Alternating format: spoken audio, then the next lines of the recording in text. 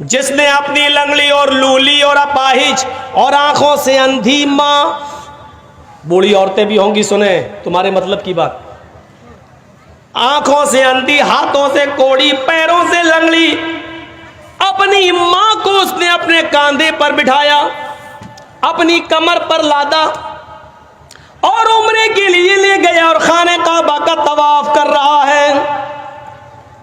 اس زمانے میں wheel chair نہیں تھی، بٹھا دیا اور طواف کر لیا، اپنے کاندھوں پر اٹھایا، پیٹھ پر لادا اور طواف کرایا۔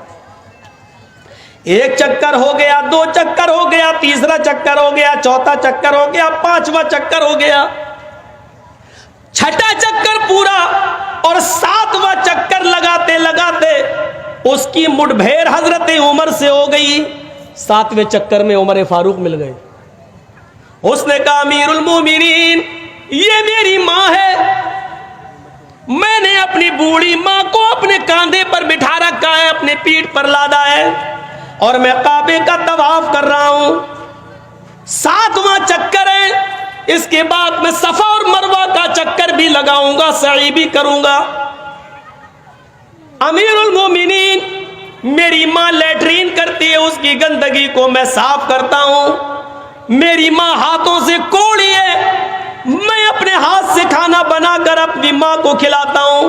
اس کے منہ میں دانت نہیں ہے، میں اپنے منہ میں روٹی کو چباتا ہوں، نرم کر کے میں اپنی ماں کے منہ میں ڈال دیتا ہوں۔ میں اپنی ماں کے کپڑے دھلتا ہوں، اپنے ماں کا پیشاب و پائخانہ صاف کرتا ہوں۔ امیر المومنین، کیا ابھی بھی میں نے اپنی ماں کا حق ادا نہیں کیا؟ کیا اب بھی مجھ سے باز پرس ہوگی؟ کیا ابھی بھی میں نے اپنی ماں کا حق ادا نہیں کیا؟ حضرت عمر فرماتے ہیں، آئے میرے دوست، میں کیسے بتاؤں؟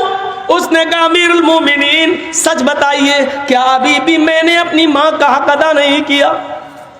حضرت عمر کہتے ہیں نہیں۔ کہا امیر المومنین کتنا حق ادا کروں، کتنی خدمت کروں تب جا کر حق ادا ہوگا؟ تو حضرت عمر کہتے ہیں مجھے یہ نہیں معلوم کہ کتنی خدمت کرو تب حق ادا ہوگا، لیکن تیرے سوال کا جواب اتنا میں ضرور دے دیتا ہوں کہ تو نے طواف کرایا، تو نے اپنی پیٹھ پر لادا، تو نے صفا اور مروہ کے چکر لگائے، کھانا تو کھلاتا ہے، پکاتا تو ہے، کپڑے تو صاف کرتا ہے، پیشاب و پائخانہ تو صاف کرتا ہے، ان سب کے کرنے کے باوجود تو پوچھتا ہے کہ میں نے اپنی ماں کا حق ادا کیا یا نہیں؟ تو سن، ابھی تو نے اپنی ماں کی اس آہ کا بھی حق ادا نہیں کیا۔ جب تو اپنے ماں کے پیٹ سے پیدا ہو رہا تھا، جب تجھے تیری ماں جن رہی تھی، ڈلیوری کے وقت جب تیری ماں تجھے جن رہی تھی، پیدا کر رہی تھی، درد کی وجہ سے تجھے پیدا کرتے وقت جو درد ذہن، عورت کو جو بچے کی پیدائش کے وقت درد ہوتا ہے، اس درد کے موقع پر تیری ماں کی منہ سے جو پہلی آواز نکلی آہ، ابھی تو نے اپنی ماں کی اس پہلی آہ کا بھی حق ادا نہیں کیا، اس کی پوری زندگی کا حق ادا کرنا تو بہت دور کی بات۔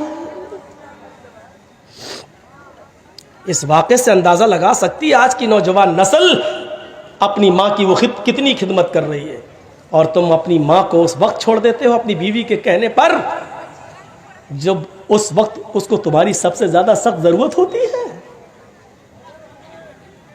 تصور کریں۔